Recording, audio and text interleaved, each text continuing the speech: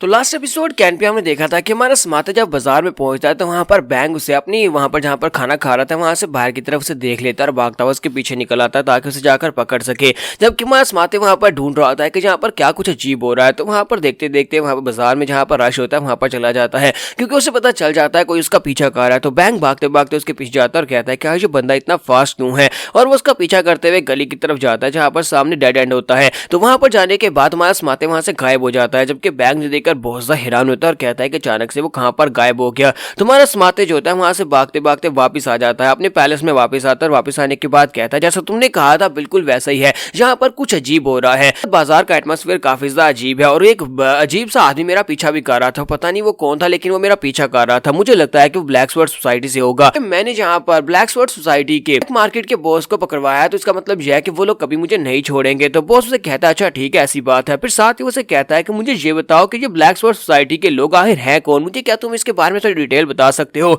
तो वो कहता है कि इसके बारे में स्पेसिफिक तो कुछ भी नहीं जो तुम्हें बताया जा सके। ब्लैक स्वॉर्ड सोसाइटी एक ऐसी ऑर्गेनाइजेशन है जिसे कहा जाता है कि तकरीबन 50 साल पहले से बनाया गया था। एक अननोन इंसान जहां पर आने के बाद उसने इस ब्लैक स्वॉर्ड सोसाइटी की बुनियाद रखी थी और उसके बाद से अब जो ब्लैक स्वॉर्ड सोसाइटी आगे फल फूल रही है और काफी बड़ी ऑर्गेनाइजेशन बन चुकी है। और कुछ लोग तो ये भी कहते हैं कि 9 सेक्टर से डीमन कल्ट के हारने के बाद वहां पर एक सेक्टर जो था उसने यहाँ पर एक सेक्टर से एक बंदा आया था, उसने आकर इस सेक्टर को बनाया था। कुछ का कहना यह है कि डीमन कल्ट में से ही कोई ऐसा बंदा है जिसने यहाँ पर आने के बाद ब्लैक स्वॉर्ड सोसाइटी को बनाया था, इस ऑर्गेनाइजेशन को उसने बनाया था। इनमें से कौन सी कहानी यहाँ पर सच्ची है इसके बारे में तो किसी को कुछ भी नहीं पता, लेकिन ये बात सच है कि ब्लैक स्वॉर्ड सोसाइटी ऑर्गेनाइजेशन ने बाकी के 9 सेक्टर्स के बराबर अपनी जगह बना ली है। वो जो से कहते तुम्हारे कहने का मतलब यह है कि हमारे पास यहाँ पर कोई लीडिंग पॉइंट नहीं, हमें ये भी नहीं पता कि इसका लीडर कौन है। तो वो कहता है हाँ सर मुझे लगता है कि यहाँ पर हमें ये भी नहीं पता कि इनका लीडर कौन है, लेकिन यहाँ पर जितना ज्यादा उसने अपनी ऑर्गेनाइजेशन को बेहतर बना लिया लगता है कि उनका लीडर एक कैपेबल इंसान है, यानी कि वो यहाँ पर 9 सेक्टर्स की बराबरी करने के लायक अगर ये ऑर्गेनाइजेशन बना सकता है और उसे 50 साल में उनके बराबर ला सकता है तो इसका मतलब यह है कि वो काफी ज्यादा महान मार्शल आर्टिस्ट भी हो सकता है। तो वो जो से कहता है ये बात तो तुमने बिल्कुल ठीक कही, क्योंकि अब यहाँ पर 9 ग्रेट सेक्टर्स हैं, 9 ग्रेट सेक्टर्स के सामने अगर यहाँ पर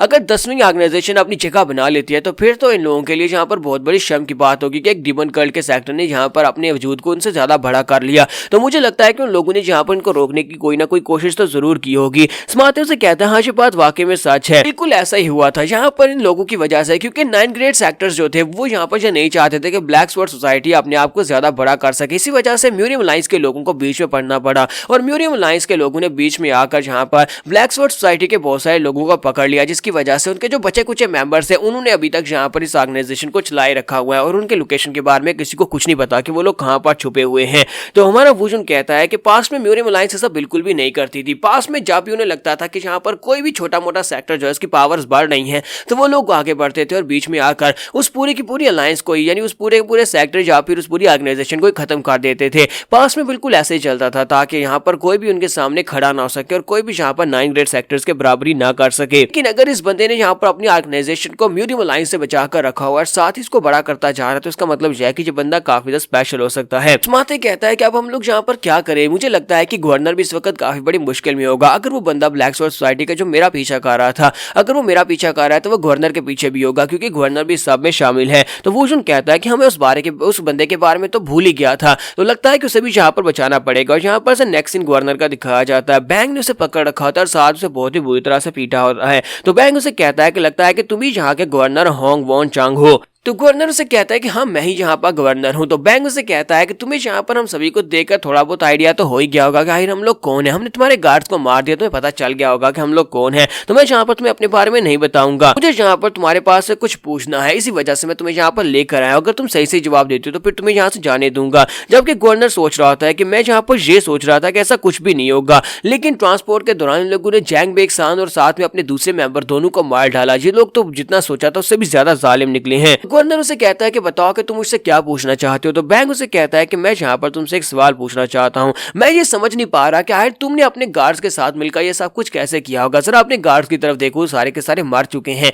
हालांकि वो गार्ड्स है लेकिन इसके बावजूद वो बहुत ज्यादा कमजोर हैं। और तुम जहाँ पर कितनी बुरी तरह से मार खाकर हमारे सामने बैठे। मुझे ये बताओ क्या तुमने जैंग बेग को पकड़ा था और साथ में हमारी जो ब्रांच थी हुनान की वहां पर जो लीडर था क्या उन दोनों को तुमने पकड़ा था? अब फिर तुम्हारे पीछे भी कोई है जिसने यहाँ पर तुम्हारी मदद की है? तो ये बात सुनने के बाद गवर्नर को झटका लगता है और साथ ही वो वहां पर सोच रहा था वूजन के बारे में। तो बैंग उसके चेहरे के एक्सप्रेशंस देखने के बाद कहता है मुझे लगता है कि इसे कुछ याद आया है। तो वो कहता है चलो क्यों ना तुम यहाँ पर मुझे बता दो, अगर तुम मुझे बता दोगे तो फिर मैं यहाँ पर तुम्हें छोड़ दूंगा और तुम यहाँ पर से आजाद हो जाओगे, अगर तुम उस बंदे का नाम बता देते हो जिसने तुम्हारा साथ दिया है। तो गवर्नर थोड़ी देर सोचने के बाद से कहता है नहीं, मैं तुम्हें कभी नहीं बताऊंगा और ना ही मुझे इस बारे में कुछ पता है। गवर्नर सोच रहा होता है कि मैं यहाँ पर मरने वाला हूँ क्योंकि इसने बाकी सभी गार्ड्स को मार दिया तो मुझे भी मार डालेगा, लेकिन मैं इसे कुछ भी नहीं बताऊंगा। तो बैंग उसे कहता है कि इसका मतलब यह है कि तुम मुझे नहीं बताओगे, तो इसका मतलब यह है कि तुम अपने सीक्रेट्स को कब्र में लेकर जाना चाहते हो। इसी के साथ ही बैंग अपनी जेब में हाथ डालता और साथ ही अपनी जेब के अंदर से कुछ चीज निकालता और कहता है कि मुझे लगता है कि अब यहाँ पर मुझे तुम्हारी मदद करनी चाहिए ताकि तुम यहाँ पर मेरे सामने सच बोल दो। क्योंकि बैंक वहां पर ये सोच रहा था कि ये बंदा यानी ये गवर्नर जो है ये बाहर से काफी टफ दिखाई देता है लेकिन अंदर से बहुत ज्यादा कमजोर है, क्योंकि ये एक मार्शल आर्टिस्ट भी नहीं है।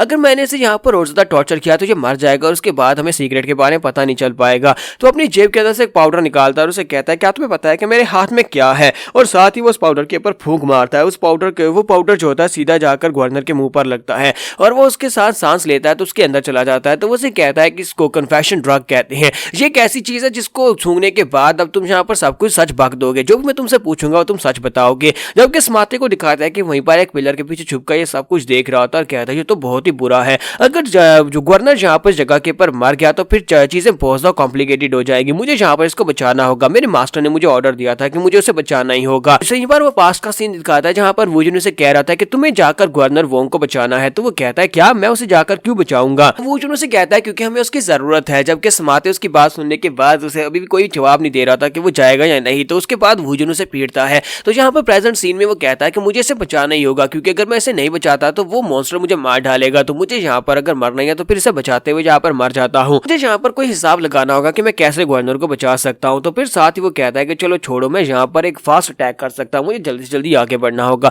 अगर मैं वहां पर उस मॉन्स्टर वूजन के हाथ से नहीं मरता तो यहाँ पर मर जाता। वो बड़ी तेजी के साथ आगे बढ़ता है, अपनी लाइट फुट टेक्निक को यूज करते हुए उनकी तरफ आगे बढ़ता है। ये देखकर बैंक काफी हैरान होता है और कहता है कि यहाँ पर कौन है। तो उस्माते वहां पर पहुंचने के बाद उनमें से एक गार्ड के ऊपर जाकर अटैक करता है। वो उसे किक मारता है। जब उसे किक मारता है और कहता है कि यहाँ पर एक ही चीज मैं कर सकता हूँ, यानी सरप्राइज अटैक कर सकता हूँ और साथ ही यहाँ से भाग सकता हूँ। और उस गार्ड के ऊपर अटैक करने के साथ ही वहां पर से गवर्नर होंग को पकड़ता है, उसे उठाकर बड़ी तेजी से वहां से भागना शुरू कर देता है। तो बैंक कहता है कि जल्दी से इसका पीछा करो और साथ ही वो कहता है ये तो जैंग समाते हैं, लगता है कि ये दोनों मिलकर काम कर रहे हैं। तो उसके जितने साथी होते हैं वो सभी उनका पीछा करना शुरू कर देते हैं और कहते हैं कि जल्दी से इसको पकड़ो, इसे यहाँ पर से जाना नहीं चाहिए, दोनों एक साथ में मिल गए हैं। जबकि हमारा समाते बड़ी तेजी से भाग रहा होता है, साथ ही रो रहा होता है और कहता है कि मास्टर तुम कहाँ पर हो, मास्टर प्लीज आ जाओ और आकर मुझे बचा लो वरना ये लोग तो मुझे मार ही डालेंगे।